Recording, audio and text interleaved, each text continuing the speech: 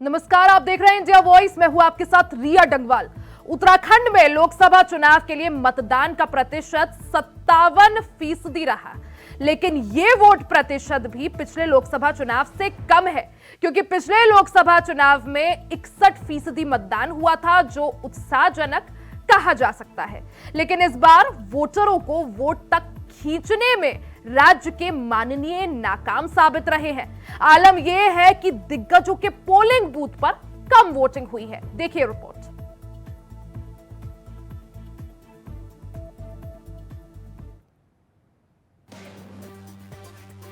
उत्तराखंड में ऐतिहासिक मतदान करने के सारे दावे हवा हो गए।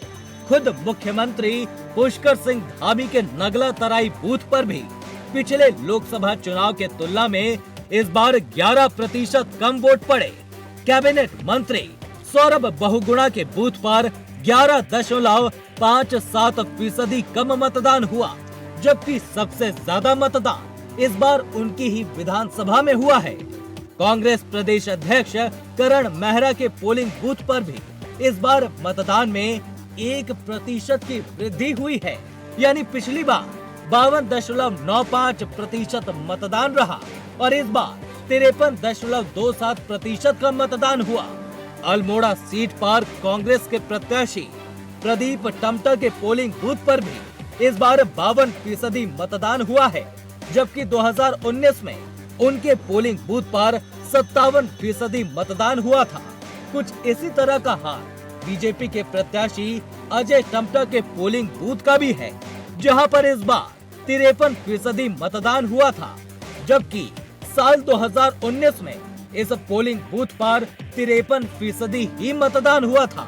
कैबिनेट मंत्री रेखा आर्य के सोमेश्वर जीआईसी पोलिंग बूथ पर 65% मतदान हुआ है। कांग्रेस के उप नेता सदन भुवन कापड़ी के खटीमा स्थित पोलिंग बूथ पर भी इस बार 71% मतदान हुआ है, जबकि 2019 में उनके पोलिंग बूथ पर 73% मतदान हुआ था। आपको बता दें कि प्रदेश में कुल 83,37,914 मतदाता हैं, जिसमें से इस बार 47,72,484 मतदाताओं ने ही अपने वोट का इस्तेमाल किया है। खास बात ये रही कि इसमें भी सबसे ज्यादा मतदान करने के लिए महिलाएं आगे आई और 53% महिलाओं ने मतदान किया, जबकि पुरुषों की संख्या महज 46% रही। अब भाजपाई हो या फिर कांग्रेस, कम वोटिंग की थ्योरी पर अपनी अपनी दलील दे रहे हैं। विपक्ष की हताशा, निराशा, निष्क्रियता, इसके कारण से चुनाव एक तरफा रहा और वोटिंग परसेंटेज पर भी उसका प्रभाव पड़ा है। बाकी और भी बहुत सारे कारण हैं, आप एनालिसिस करेंगे। शादियां थी, गर्मी थी, गेहूं कट रहे थे, तो बहुत सारे कारण हो सकते हैं। उसमें से एक कारण ये भी है कि एक तरफा चुनाव था, विपक्ष में हताशा, निराशा थी। निश्चित रूप से जिस तरीके से मतदान प्रतिशत कम हुआ है और विशेषकर जो स्थापित नेता हैं, बड़े नेता हैं, उनके पोलिंग बूथ में भी मतदान कम हुआ है, वो चिंता का विषय है। और ये बात आपकी सही है कि लोगों को हम उत्साहित भी नहीं कर पाए, लोगों को हम अपनी बात समझा भी नहीं पाए और लोगों को वोट डालने के लिए हम लोग ढंग से बुला भी नहीं पाए। इसलिए मुझे लगता है कि ये प्रतिशत कम हुआ है और ये सारे राजनीतिक दलों में है, कोई एक ही राजनीतिक दल नहीं है।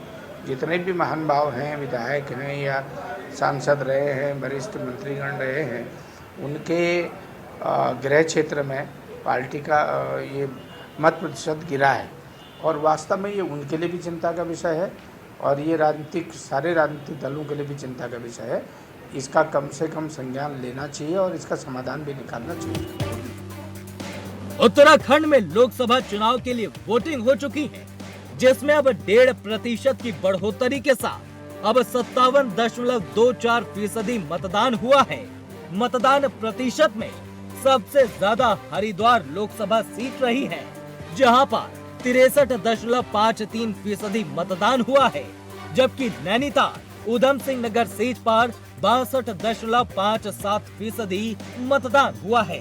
पर्वतीय सीटों में टिहरी सीट पर 53.76% मतदान हुआ है। पौड़ी गढ़वाल में 52.42% और अल्मोड़ा सीट में सबसे कम यानी 48.82% मतदान हो पाया है। ऐसे में सवाल ये कि क्या कम वोटिंग बीजेपी के लिए टेंशन बननी जा रही है, क्योंकि बीजेपी ने हर पोलिंग बूथ पर 75% मतदान कराने का लक्ष्य अपने कार्यकर्ताओं को दिया था। इंडिया वॉइस के लिए देहरादून से अभय कैंतुरे की रिपोर्ट।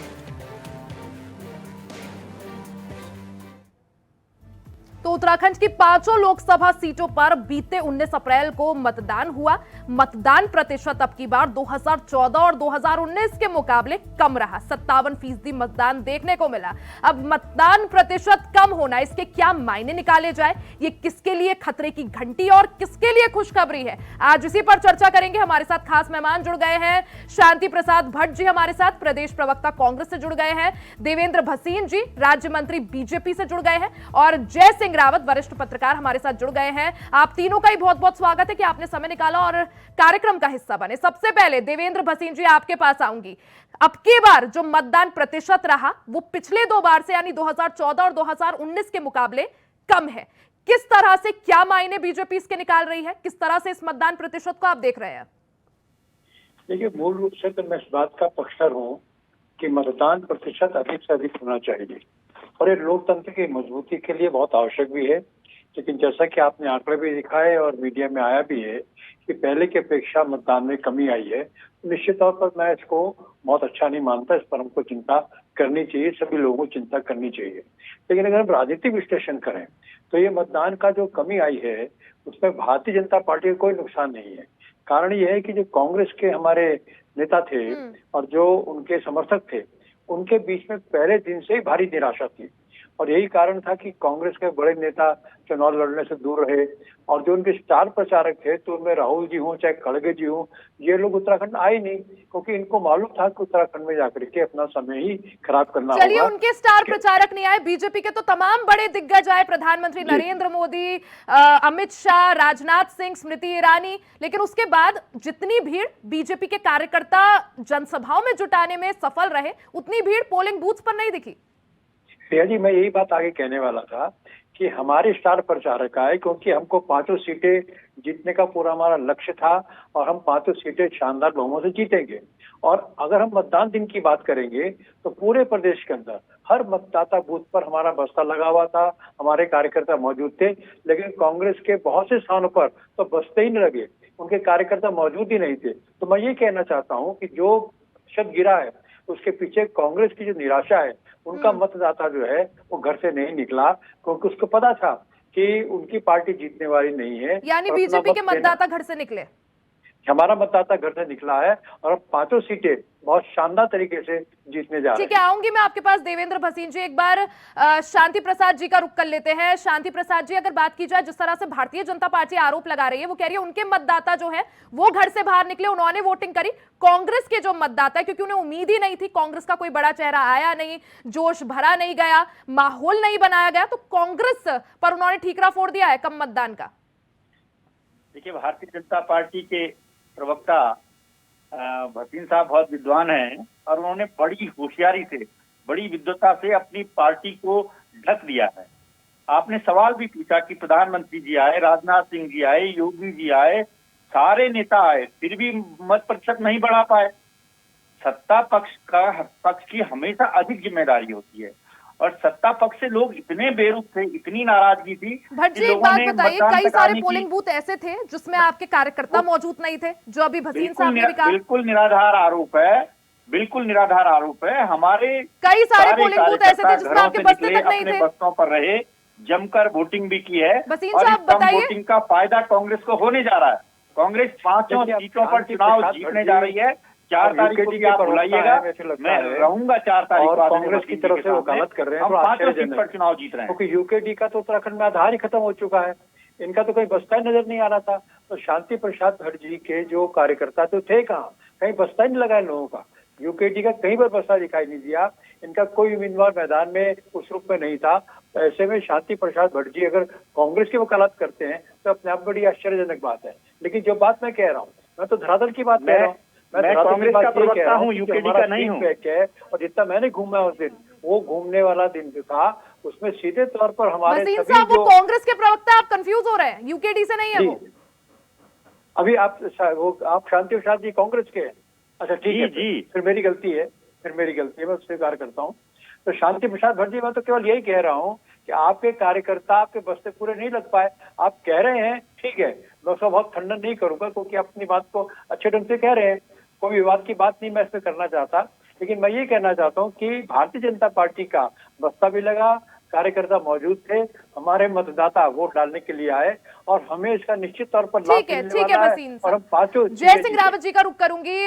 जय सिंह जी, आपने उत्तराखंड के कई सारे चुनाव जो है वो कवर करे, काफी करीबी से देखा है। अब की बार जो मतदान प्रतिशत कम रहा, किसकी जिम्मेदारी बनती है? मैंने ही नहीं है, ये डॉक्टर वसीम में भी, हम दोनों ने बहुत पुराने देखे हैं, 77-78 से हम दोनों चुनाव देखते आ रहे हैं, लेकिन इतना निराशाजनक, इतना नीरस चुनाव उससे पहले नहीं देखा है। और आज ये कहना था कि हमारा नुकसान नहीं है, ये दूसरी पार्टी का नुकसान है, नहीं, ये लोकतंत्र का नुकसान है। अगर इतने बड़े पैमाने पर लोग वोट नहीं डाल रहे हैं तो ये तो कि पार्टियों का सभी का नुकसान है, पूरे लोकतंत्र का नुकसान है। एक बात, इससे बड़ी चिंता का विषय तो ये है कि लोग जानबूझकर बहिष्कार कर रहे हैं। इस बार 30-35 गांव के लोगों ने यहाँ पर बहिष्कार किया, चुनाव का बहिष्कार किया। उससे बड़ी चिंता का विषय क्या होता है? और राजनीतिक दल बजाय पश्चाताप करने के, ये कौन आएगा? मैं या आप नहीं आएंगे, ये राजनीतिक दलों की जिम्मेदारी थी। मतदाताओं को बाहर लाना, उनको जागरूक करना, या शासन प्रशासन की जिम्मेदारी थी, या इलेक्शन कमीशन ऑफ इंडिया की जिम्मेदारी थी, जो इतना बवाल करते रहे, शपथ लोगों को दिलाते रहे, उसके बाद इतना बवाल करने के बाद भी पूरा पिछली बार के बराबर भी वोटरों को बाहर नहीं निकाल पाए। अगर यही ट्रेंड आगे चलेगा, चिंता का विषय ये है कि अगली बार भी अगर बड़े पैमाने, इसमें 35 गांवों ने नहीं किया, मतदान नहीं किया था, हम नहीं करेंगे जी, अगली बार और बढ़ जाएंगे। इसके बाद एक बार ऐसा है, लोग घरों से बाहर ही नहीं निकलेंगे। शांति प्रसाद जी, ठीक है जय सिंह जी, मैं शांति जी से जवाब ले लेती हूँ। शांति प्रसाद जी, आपने कहा कि उत्तराखंड की जनता जो है वो परेशान है, बीजेपी से तंग आ गई है, उत्तराखंड के अलग मुद्दे हैं। प्रियंका गांधी ने उत्तराखंड के स्थानीय मुद्दे चुने और उनको छुआ, चाहे अंकिता भंडारी का मुद्दा हो, अग्निवीर का मुद्दा हो। तो अगर जनता परेशान थी तो आखिर घरों से बाहर क्यों नहीं निकली? परिवर्तन की जो लहर देखने को मिलनी चाहिए थी वो क्यों नहीं मिली? रिया जी, पहले मैं आदरणीय भसीन साहब की एक बात का जवाब दे दूं। उन्होंने कहा कि कांग्रेस के बस्ते नहीं लगे थे। मेरे पास ये सूची है, अगर आप इसको फोकस करके दिखाएंगे, हमारा बूथ का नाम है, बूथ का नंबर है, हमारे एजेंट्स का नाम है, उसका फोन नंबर है, उसका इपिक नंबर है, उसका पोलिंग, उसका जो मतदाता सूची में क्रमांक है वो है। ये हमारे एजेंट की सूची है जो बस्तों में बैठे थे। आप ये पूरी लिस्ट देख सकते हैं। ऐसा कोई बूथ नहीं था जहां कांग्रेस का व्यक्ति, कांग्रेस का समर्थक, कार्यकर्ता उपस्थित नहीं था। दूसरी बात, सवाल यही अब मैं मुख्य मुद्दे पर आ रहा हूं। रिया जी, यूं तो मैं इस बात से सहमत हूं कि ये हम सब की, जितने राजनीति में लोग हैं, उन सब की ये सामूहिक जिम्मेदारी है कि मतदान प्रतिशत बढ़ना चाहिए, सबको वोट का राइट है, सबको अपना मतदान देना चाहिए। लेकिन क्योंकि जो पार्टी सत्ता में होती है उसकी ज्यादा जिम्मेदारी होती है, मशीनरी लगभग उसके साथ होती है उस काम में, यद्यपि वो चुनाव आयोग के अधीन होती हैं, लेकिन बहुत सारी बातें होती है। सिर्फ उन्हीं की जिम्मेदारी होती है जब तिथि, इसलिए मैं बता रहा हूँ, जब तिथि निर्धारित होती है तो तब ये सोचना चाहिए था चुनाव आयोग को। एक मिनट शांति जी, एक मिनट जय सिंह जी, जिस तरह से शांति जी कह रहे हैं, क्या सिर्फ उन्हीं की जिम्मेदारी बनती है? उत्तराखंड नहीं, क्या सिर्फ सत्ता पक्ष की जिम्मेदारी बनती है? एक मिनट और दे दीजिए। मैं सारे राजनीतिक दलों की जिम्मेदारी है, इलेक्शन कमीशन की जिम्मेदारी है, हमारी और आपकी भी जिम्मेदारी, हर नागरिक की जिम्मेदारी है।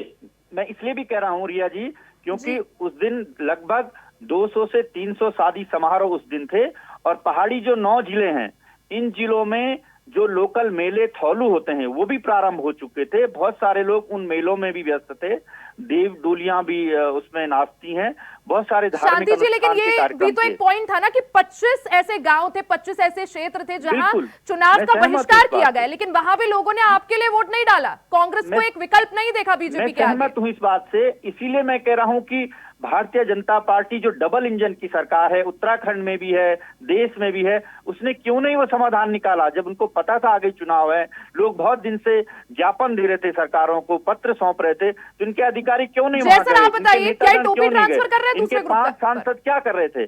जय जी, ठीक है शांति जी।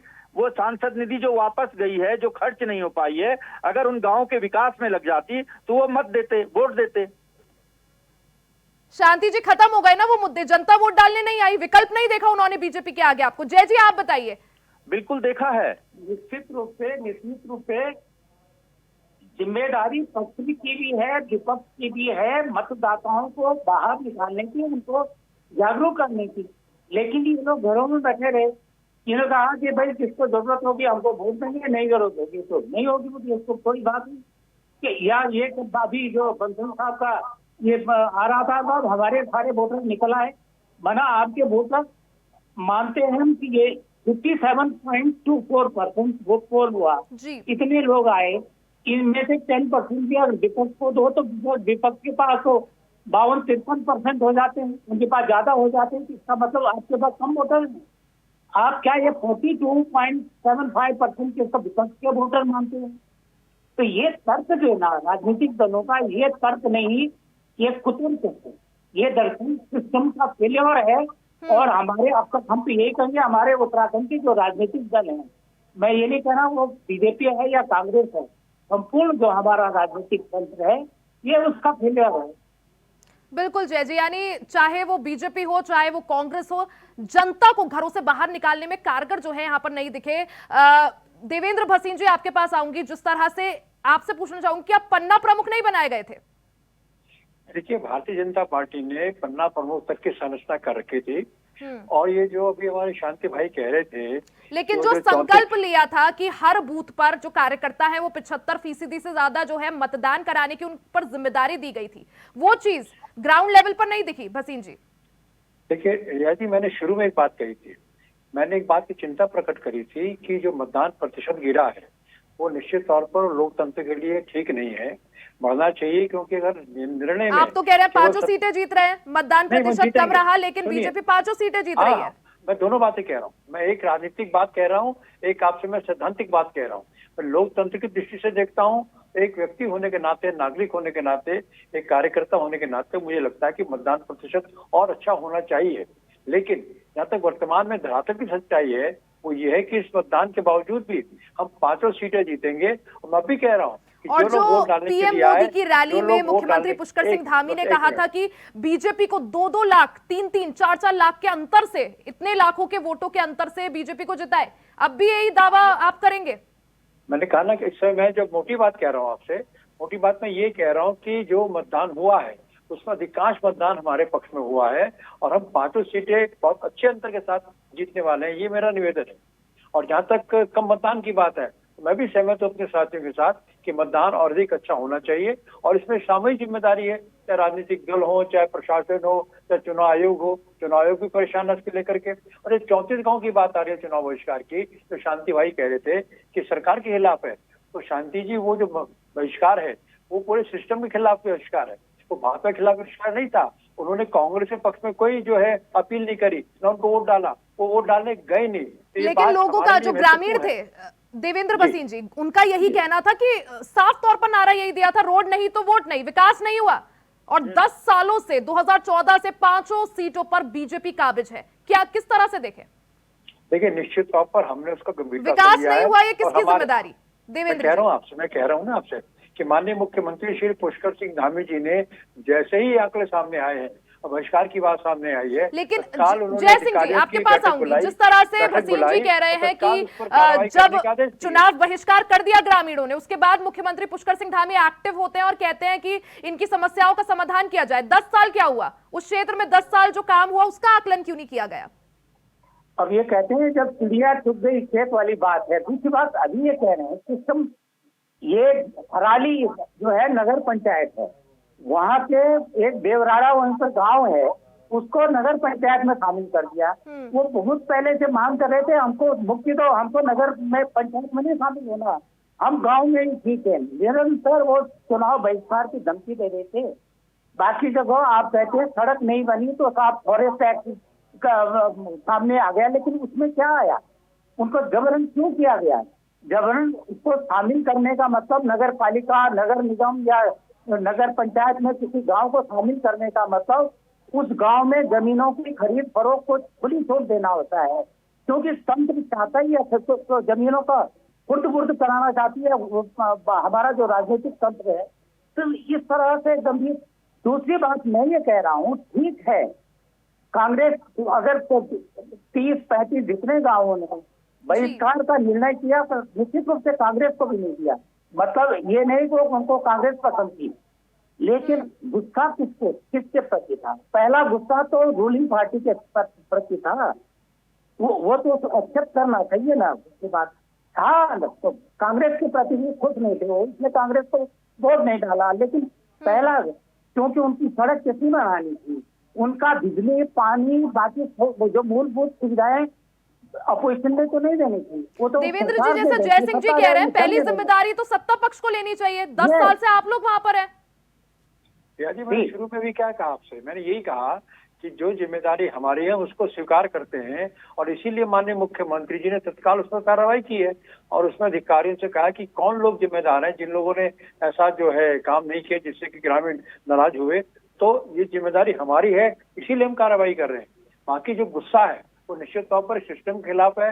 उन्होंने भाजपा की सरकार के बारे में वोट भी नहीं डाला तो कांग्रेस को भी वोट नहीं डाला, उन्होंने कांग्रेस के पक्ष में नारा नहीं लगाया, ना वोट देने की अपील करी, यानी कि वो पूरे सिस्टम पर वो कह रहे हैं कि किसी ने हमारा सहयोग नहीं किया, जो अपने आप में गंभीर बात है। तो खुद कह रहा हूं गंभीर बात है, तो माननीय मुख्यमंत्री जी ने एक बात कही है तो निश्चित तौर पर ये स्वागत का विषय है और आगे आने वाले समय के लिए भट्ट जी से जवाब ले लेते हैं। भट्ट जी सबके लिए जो है भट्ट जी भसीन जी की तरफ से यही कहा जा रहा है कि जिन 25 गांव के ग्रामीणों ने चुनाव का बहिष्कार किया, अगर उन्होंने बीजेपी को वोट नहीं दिया तो उन्होंने कांग्रेस को भी एक विकल्प नहीं चुना। रिया जी मैं पहले कह चुका हूं कि जो 5 सांसद थे भारतीय जनता पार्टी के, उनकी सांसद विकास निधि तक खर्च नहीं हो पाई। यदि वो सांसद इन गांवों में जाकर अपनी विकास निधि से ही विकास कर देते, जहां रोड की मांग थी वहां रोड पहुंचा देते, तो क्यों ये विरोध होता? मैं जयसिंह रावत जी की बात से सहमत हूँ। टिहरी जिले में भी लंबगांव एक नगर पंचायत है, उसमें एक ग्राम सभा 9 घर शामिल कर दी गई। उनकी मांग यही थी कि हमारे जॉब कार्ड नहीं बन रहे शामिल होने से, हमको इससे अलग कर दिया जाए। उन्होंने भी वोट नहीं डाला, तो अधिकारी वहां पर गए नहीं, उनको जाते समझाते कोई सॉलिड प्रयास नहीं हुआ, क्योंकि भारतीय जनता पार्टी के लोग नेताओं को तोड़ने में लगे हुए थे, जो दागी बागी थे उनको अपने साथ शामिल करने में लगे हुए थे, और उससे ये नुकसान हुआ कि वोट प्रतिशत नहीं बढ़ा और मतदान प्रतिशत कम रहा तो भसीन जी खुश हो रहे हैं सारे कि के सारे अभी भी फोटो डाल रहे थे 5 पन्ना सीटों पर प्रमुख का, बीजेपी जीतेगी। तो मत प्रतिशत बढ़ना चाहिए था, घटा क्यों? जी मैं खुश इस बात पर नहीं हूँ कि मतदान प्रतिशत गिरा है, मैं ये बात कह रहा हूँ कि हम 5 लेकिन आप कह रहे हैं अभी भी बीजेपी जीतेगी। हाँ जीतेगी, निश्चित तौर पर जीतेगी। अब हम जब मतगणना के बाद दोबारा डिबेट में बैठेंगे हम आप बात करेंगे कि हमारी 5 सीटें हमारे पक्ष में आने वाली हैं। ठीक है, मतदान गिरा जो नहीं होना चाहिए, अधिक से अधिक होना चाहिए, लेकिन जय सिंह जी जिस तरह से भसीन जी कह रहे हैं कि ठीक है मतदान प्रतिशत कम हुआ है अभी भी बीजेपी जीतेगी, सिर्फ ये बोल देना कि क्योंकि मतदान जिन 25 गांवों के लोगों ने बहिष्कार किया है, मतदान प्रतिशत भी घटा है, लेकिन उसका ठीकरा कांग्रेस पर फोड़ देना, ये कहकर कि ठीक है चलिए हमारी तरफ से अब एक्शन लिया गया है, मुख्यमंत्री पुष्कर सिंह धामी ने अधिकारियों को निर्देश दिए हैं, लेकिन जो जनता है वहां की उसने अगर हमें नहीं चुना तो कांग्रेस को भी नहीं चुना, क्या ये ठीक है जय सिंह जी?